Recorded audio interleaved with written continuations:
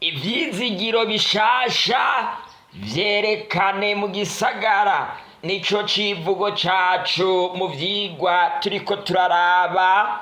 Mushikanje Claudine yakoze ku cigwa c'ingo n'imiryango mbere n'intungamagara yahejeje kudushikiriza muri uno mwanya. Ni umwanya wo kwiga ubutumwa bwiza muri kumwe na mwene so Jimmy Nishimwe yaje kuba imbohe ya Kristo kubwo kwamamaza ubutumwa bwiza. Ndabahaye ikaze kugira ngo mubane nanje mu cigwa cacu c'uno munsi. Tugeze ku munsi wa kabiri w'ibikorane vyacu biriko biraca ku mbuga ngurukanabumenyi zitandukanye, haba kuri Facebook, haba kuri YouTube, hose ni mu gihugu c'ivyiza. Kuri WhatsApp uca kuri izi nimero zikurikira: akamenyetso ko guteranya 257 61 208 669. Icigwa cacu c'uno munsi kivuga ngo ivyizigiro bitari vyitezwe. Dusenge. Uhoraho Mwami ushobora byose, utegeka bikaba, wavuga bigakomera, izina ryawe nirihabwa icubahiro. Mwami urakoze kubw'amahirwe uduhaye kugira ngo muri uno mugoroba twige ikijambo ryawe rivuga na cane ku vyizigiro tutari twiteze ariko bihari kugira ngo bihindure ubuzima bwacu. Mwami ndagusenze ngo ubane n'imitima y'abantu bose bagiye gukurikirana kino cigwa, kandi Mwami uturinde twese gusamara, kandi cotuma tuzokizwa tukabona ubwami bwawe, abarece tuhesha ubuntu mw'izina ry'umwami wacu Yesu Kristo, amen. Nkuko nari mpejeje kubivuga, icigwa cacu kivuga ngo ivyizigiro bitari vyitezwe. Igitabo citwa Bibiliya kiratubwira inkuru z'abantu bakijijwe. Hari umuntu yari impumyi, uwo Bibiliya itubwira yuko yakijijwe agahumuka. Hari abandi bari bafise ingwara zitandukanye bakize. Hariho kandi n'ikimuga cari kimaze igihe kirekire kimugaye kandi cari gishaje, maze ico kimuga gihura n'umuntu adasanzwe, kibona ibitangaza kirakira. Yamara kandi ku rundi ruhande Bibiliya itubwira ngo hariho ababonye ibyago bagirirwa nabi. Umwe mu bantu bamenyekanye cane ni Yohana. Ijambo ry'Imana rimbarira ngo Yohana baramugiriye nabi ku rugero ruhambaye, kugeza naho bamuta mu ngunguru yuzuye amavuta ashushe. Imana yaramurinze, imaze kumurinda baramufata bamukura mw'ibohero bamujana mw'izinga ry'Ipatimo. Bibiliya itubwira inkuru zidasanzwe kwa bino bintu byose mpejeje kubabwira. Nari ku gizinga Patimo, uno ni Yohana, co mu kiyaga bampora ijambo ry'Imana no gushingira intahe Yesu. Ubu rero turabonye uwo bantu babahora yari Yesu. Uno Yesu nyene niwe yari yarakirije na bantu twatangura kubona. Biratangaje kubona harabonetse n'abamuzira ari mu kizinga Patimosi. Yohana hariho uwamwihishuriye kandi ndi muzima. Uno niwe yamwihishuriye ariko aravuga, nari narapfuye kandi raba mpora ndi muzima, ibihe bitazoshira, mfise imfunguruzo z'urupfu n'izikuzimu. Ivyahishuriwe igice ca mbere ku murongo wa 18. Koko Yesu ni Imana. Gute yoba Imana hama agapfa? Gute yoba Imana abamukurikiye bagafungwa bakagirirwa nabi? Hamwe n'ibindi bibazo, Yohana yari yiteguye gupfa aho kureka kwizera Kristo yapfuye ku Mana.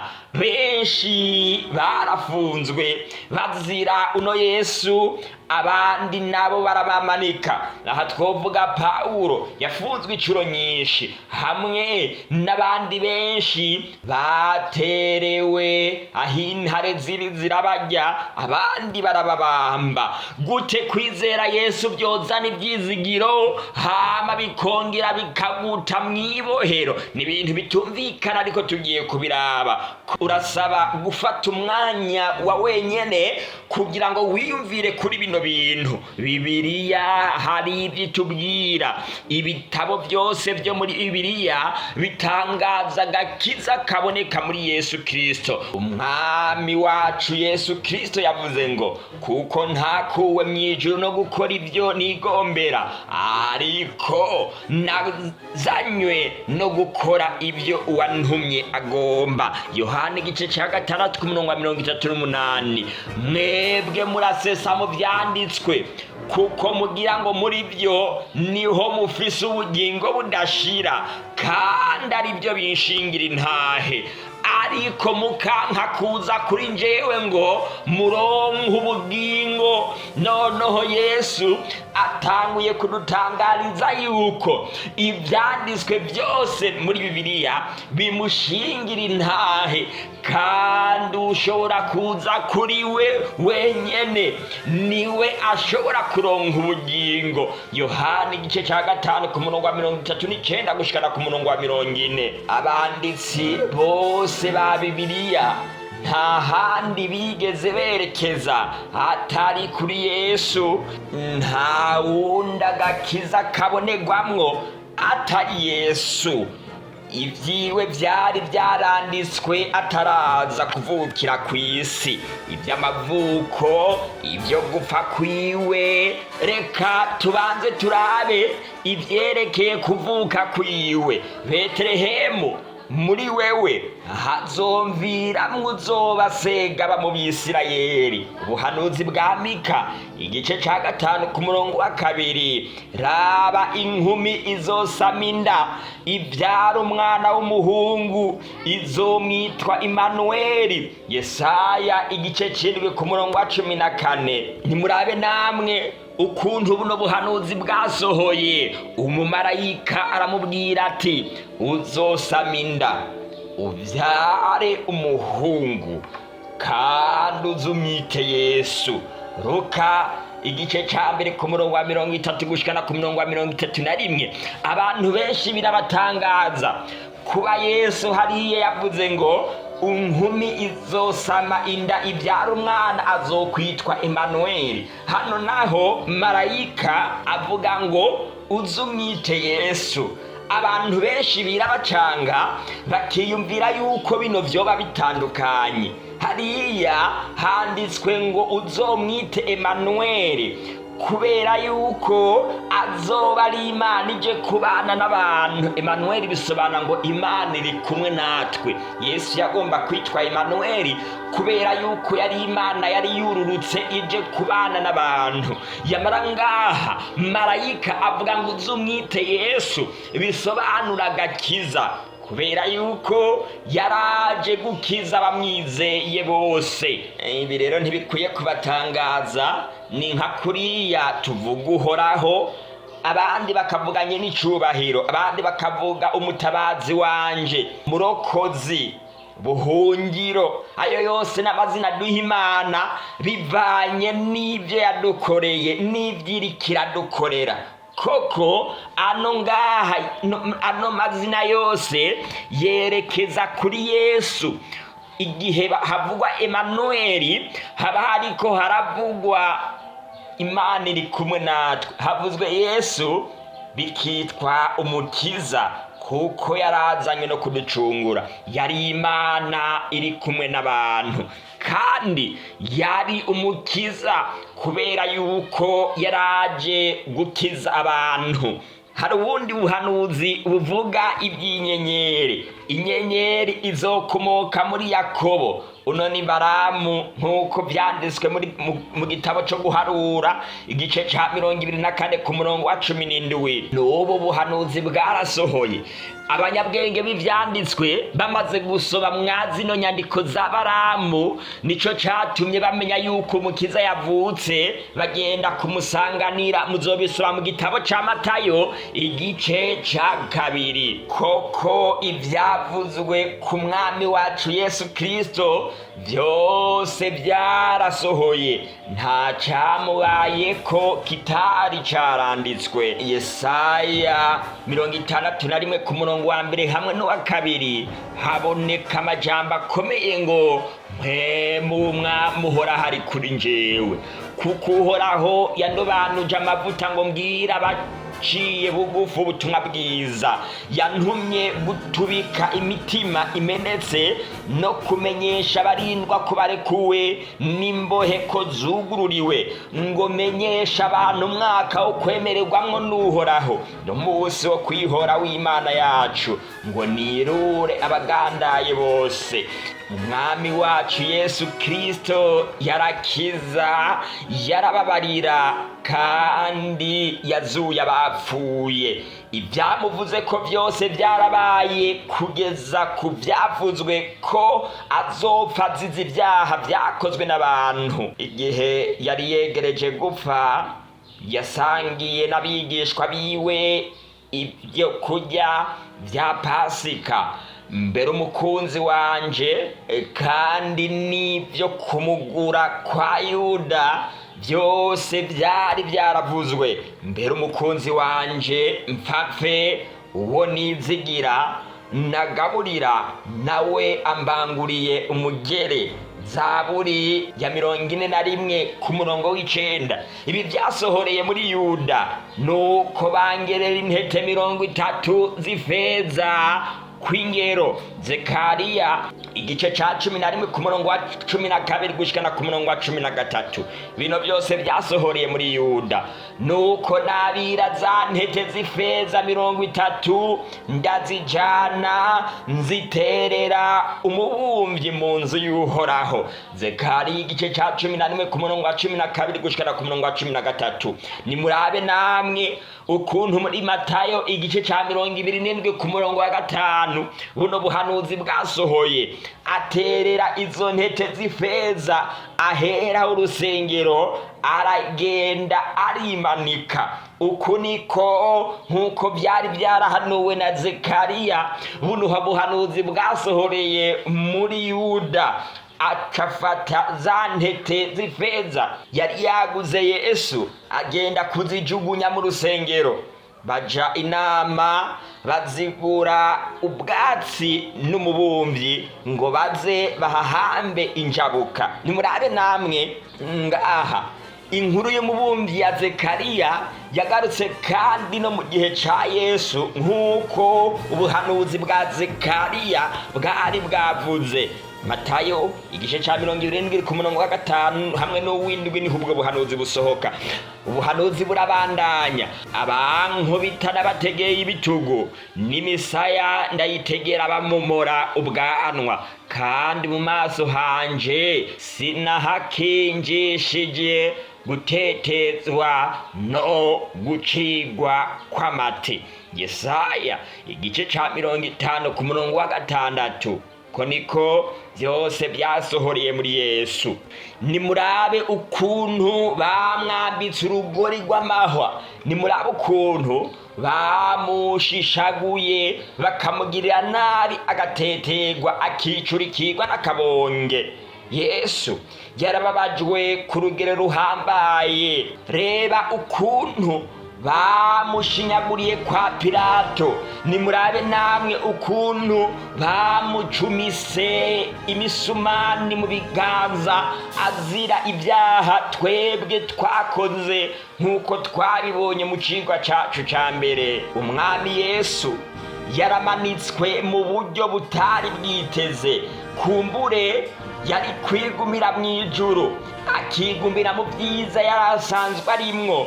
intumwa Pawulo mu gitabo c'Abifilipi igice ca 2 ku murongo wa 5 kubandanya yavuze ngo ntiyiyumviriye yuko kuringanira n'Imana ari ikintu co kumirako, yamara yemera kwiyambika ubusa, acika ubusa natwe, kandi abonetse asa nk'umuntu yemera gupfa urupfu rukabije, urupfu rwo ku musaraba, kugira ngo abamwizera bose baze bahabwe ubugingo budashira.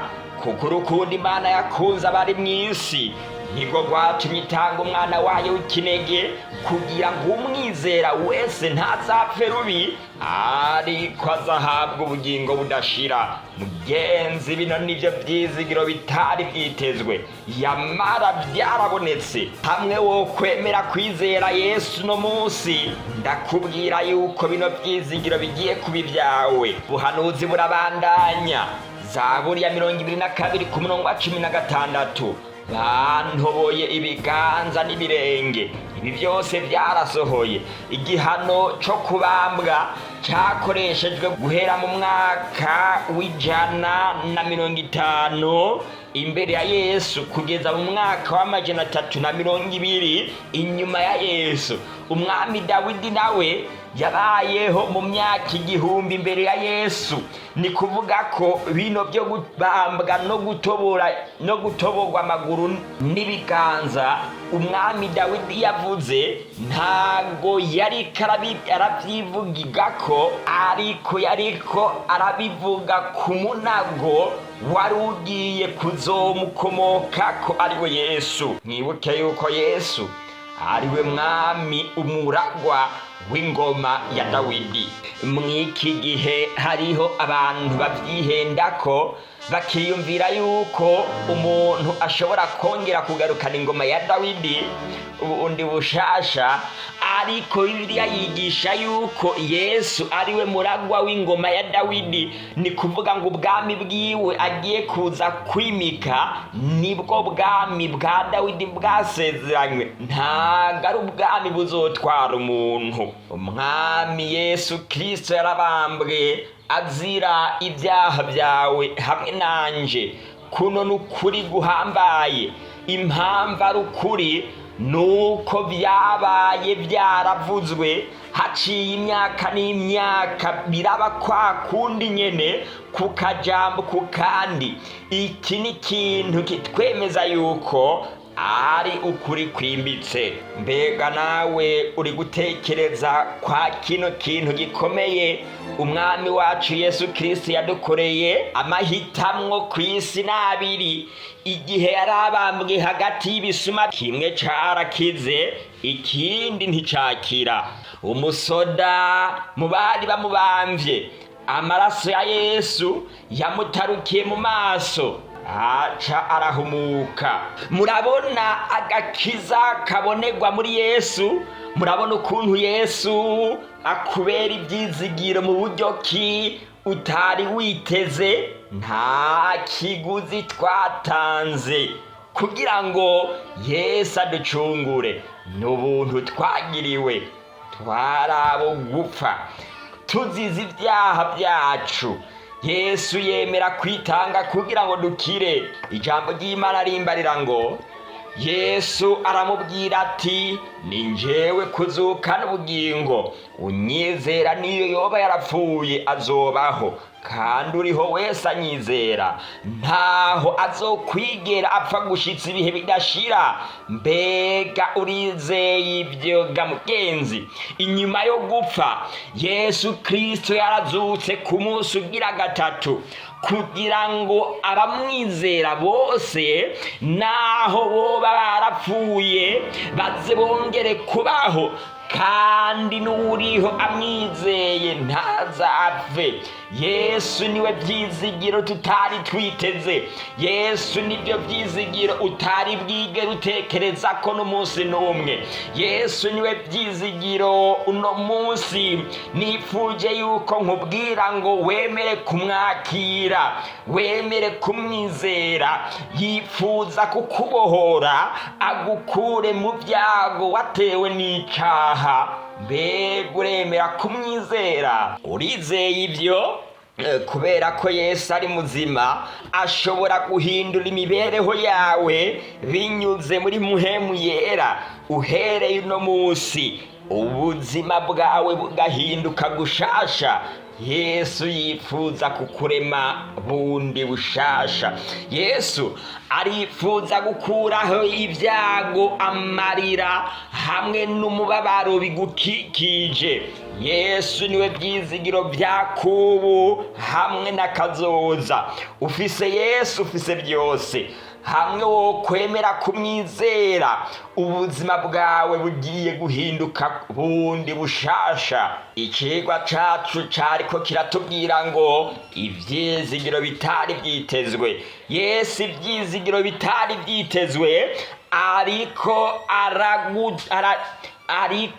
aradodora. Ntibyari byitezwe kubera yuko nta kiguzi twatanze, ntago twabikoreye, ariko twamurose ku buntu.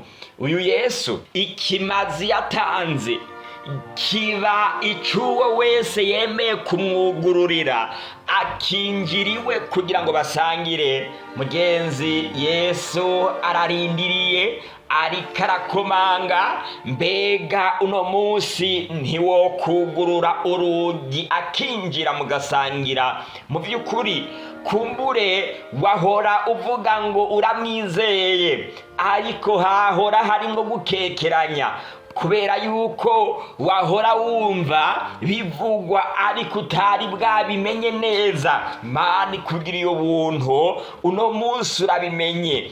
Yesu yarapfuye. Inkuru ya Yesu ni y'ukuri, kandi inyandiko zera zirabyerekana. Mbere n'ibyaremwe byose biratangaza yuko kuno kuri ari ukuri kutavuguruzwa.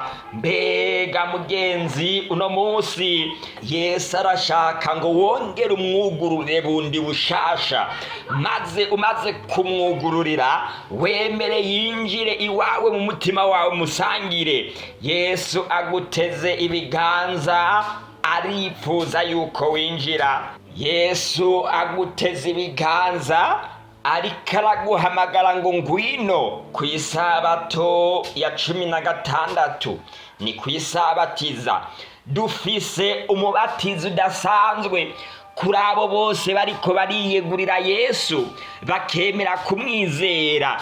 Yesu ubwiwe yarabatijwe, kandi abatizwa mu mazi menshi. Amaze kubatizwa, Mpwemu Yera araza avuye mu ijuru asa nk'intumwa amugwako. Uno mubatizo wa Yesu yabatijwe niwo mubatizo uzoba ku isabato iza, kandi uwo mubatizo uzobera mu turere twose tw'isi. Abakozi b'Imana b'intamuheba bariteguriye kubatiza abo bose bazoba bemeye kwiyegurira Yesu Kristo. Benshi bariko bariyandikisha, nawe niwiyandikishe kugira ngo wifatanye n'ishengero ry'amasigarira n'ubundi bwoko bw'abera bwasigaye bwizera umwami Yesu, gutyo bugira ubuzima nk'ubwa Yesu, kwizera nk'ukwa Yesu, no kugenda nk'uko yagenze. Nibyo byonyine bishobora kugukiza. Nk'uko Yohana yemeye guheba buri kintu cyose mbere n'ubuzima bwiwe hako botandukana n'umwami Yesu, nawe nico ndaguhamagarira. Fata ingingo utiriwe wiyumvira ku bandi. Yesu n'agakiza yifuza guhindura ubuzima bwawe. Ibibazo byose ufise n'ingorane zose ufise, hamwe wozitura Yesu, niwe wenyene wo kuzitorera umuti. Ntutinde rero, ntiwiyegurire Yesu Kristo bicitwe no munsi. Nanje ndaguhamagarira guca wiyandikisha kuri izi nimero zikurikira, canke ubarire umuntu yagufashije niba hari, kugira ngo bino biganiro bigushikire, agufashe uburyo bwo kwiyandikisha, maze haba uwo muntu haba nje umusabyi w'Uhoraho turaza kukumenyesha izindi ntambuko zikurikira nk'uko Yesu Kristo yavuze ngo mubigishe kwitondera ibyo nabagize byose, kandi yadusezeraniye kuzogumana natwe gushika ku muhero w'isi. Iyandikishe kuri izi nimero: akamenyetso ko guteranya 257 61 208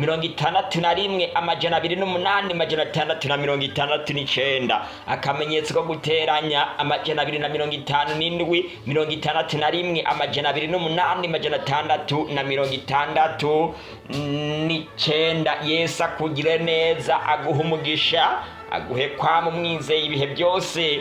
Mwakire ijambo ry'Imana. Nanje ngiye kukugira isengesho ridasanzwe. Uhoraho Mwami ushobora byose, utegeka bikaba, bigakomera, izina ryawe nirihabwe icubahiro.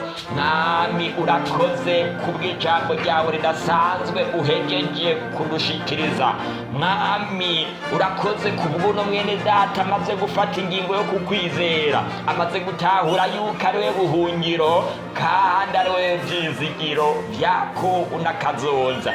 Ni wowe byizigiro bitari byitezwe, ariko kandi kuwukwakiye wese uhindura ubuzima bwiwe. Nico gituma Mwami nanjye ndamusengeye ko yemeye kukwizera, muhindura ubuzima, izina ryawe rihabwe icubahiro. Mwami asengeye abo bose bamaze gufata ingingo, ndanasengeye n'aba bandi bose batarafata ingingo, kugira ngo Mwami bose bakomeze mu buntu bwawe, kandi ubahe gushishikara gukurikirana n'ivyigwa bibandanya, kandi ukuri wifuza kumenyesha abo bose bakwitabira mwa kino gihe cy'iminsi 14.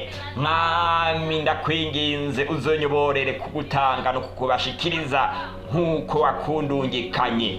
Mu izina ry'Umwami Yesu, reka dusengera abagwaye, abafise ibibazo bitari bimwe, abugarijwe n'ibibazo by'inosi, bose turabasenge. Yesu babera inyishu, kandi Mwami twese ukomeze kuturindira mu buntu bwa no kuduha ibyizigiro byo mwiherezo, kwitegura kugusanganira uko ugiye kuza vuba. Mu izina ry'Umwami wacu Yesu Kristo, amen.